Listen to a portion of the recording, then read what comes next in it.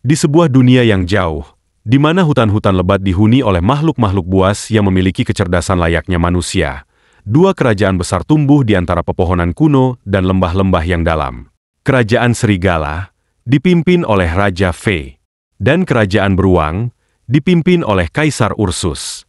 Selama berabad-abad, kedua kerajaan ini hidup dalam kedamaian, tetapi ketegangan perlahan meningkat ketika sumber daya alam hutan mulai menipis.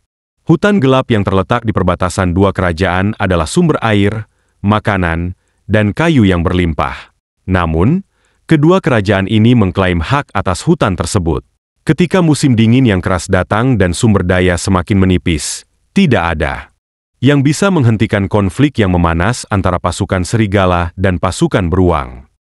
Pada suatu malam yang gelap, ketika bulan purnama menggantung tinggi di langit, pasukan Serigala yang dipimpin oleh Jenderal Lupus, saudara Raja Fenrir, melakukan serangan mendadak ke perbatasan kerajaan Beruang.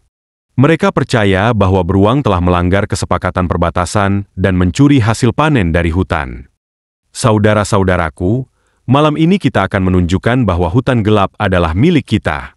Mereka telah melanggar batas, dan sekarang kita akan membalas, kata Jenderal Lupus. Pasukan Serigala, dengan gerakan cepat dan senyap, menyelinap di bawah naungan pohon-pohon besar. Dengan cakar tajam dan gigi yang siap merobek, mereka menyerang pemukiman Beruang yang berada di tepi hutan. Pertempuran pecah. Para Beruang, yang kuat dan besar, bertarung dengan brutal, tetapi pasukan Serigala yang gesit mampu mengecoh mereka dalam kegelapan. Berita tentang serangan tersebut segera sampai ke telinga Kaisar Ursus. Sang Kaisar, yang dikenal karena kekuatannya yang luar biasa, marah. Dia mengumpulkan para panglima beruang terbaiknya, termasuk Jenderal Gris, beruang pejuang terkuat di seluruh kerajaan. Ursus mengeprak meja dengan keras dan berkata, "Mereka pikir kita akan diam saja melihat pemukiman kita dihancurkan? Tidak. Aku, Ursus, akan memimpin balas dendam ini sendiri. Mereka akan tahu bahwa kami, para beruang, tidak akan pernah tunduk." Dengan raungan yang menggema di seluruh lembah, pasukan beruang bersiap untuk berperang. Mereka membawa senjata berat dari kayu keras dan batu, menggunakan kekuatan fisik mereka yang besar untuk meratakan pohon-pohon di jalur mereka. Saat mereka bergerak menuju perbatasan, tanah di bawah mereka bergetar oleh langkah kaki besar para beruang.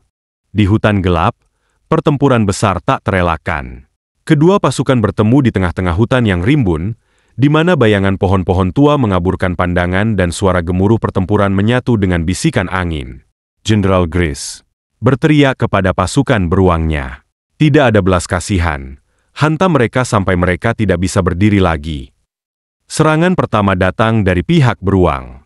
Dengan kekuatan yang luar biasa, mereka menyerang dengan tinju-tinju keras dan tubuh yang besar. Setiap pukulan bisa merobohkan pohon dan mematahkan tulang. Pasukan Serigala, yang lebih kecil namun lebih lincah, menggunakan kecepatan dan kecerdasan mereka untuk mengepung dan menyerang dari berbagai sudut.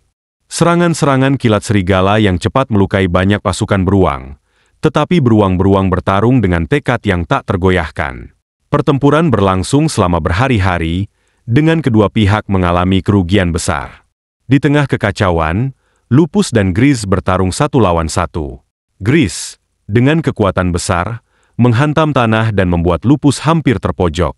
Namun, dengan kecerdasannya, Lupus berhasil melukai Gris dengan serangan kilat ke lehernya. Gris mengerahkan seluruh kekuatannya untuk bangkit kembali, dan pertempuran terus berlanjut dengan intensitas yang luar biasa. Sementara itu, Fenrir dan Ursus sendiri akhirnya bertemu di puncak bukit yang menghadap medan perang. Di bawah langit yang mulai gelap, Raja Fenrir dan Kaisar Ursus saling menatap dengan kebencian yang mendalam. Kedua raja ini, yang pernah bersekutu di masa lalu, sekarang berdiri di sisi yang berlawanan, siap untuk bertarung. Kau dan rakyatmu telah mencuri dari kami terlalu lama. Hutan ini adalah milik kami, ujar Fenrir. Hutan ini milik siapapun yang bisa menjaganya. Jika kau ingin mempertaruhkan nyawamu demi itu, mari kita akhiri ini sekarang, ucap Ursus.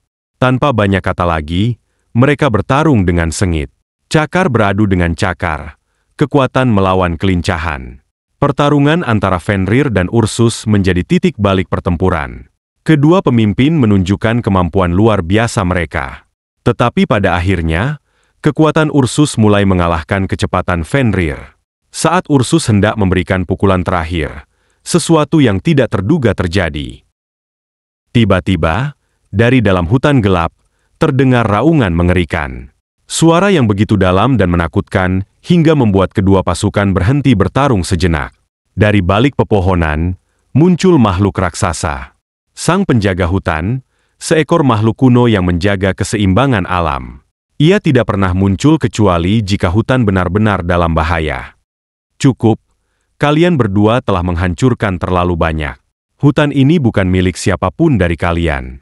Jika kalian terus bertarung, aku akan memastikan bahwa tidak ada yang tersisa dari kedua kerajaan kalian. Mendengar peringatan ini, Fenrir dan Ursus tahu bahwa mereka tidak dapat melawan kekuatan sebesar itu. Kedua raja, dengan hati yang berat, memutuskan untuk menghentikan pertempuran. Mereka sadar bahwa jika mereka terus bertarung, tidak ada yang akan menang, hanya kehancuran yang akan tersisa. Setelah pertempuran itu, sebuah perjanjian damai ditandatangani. Hutan gelap menjadi wilayah netral, dijaga oleh penjaga hutan. Kedua kerajaan berjanji untuk tidak saling menyerang dan hidup berdampingan dengan damai.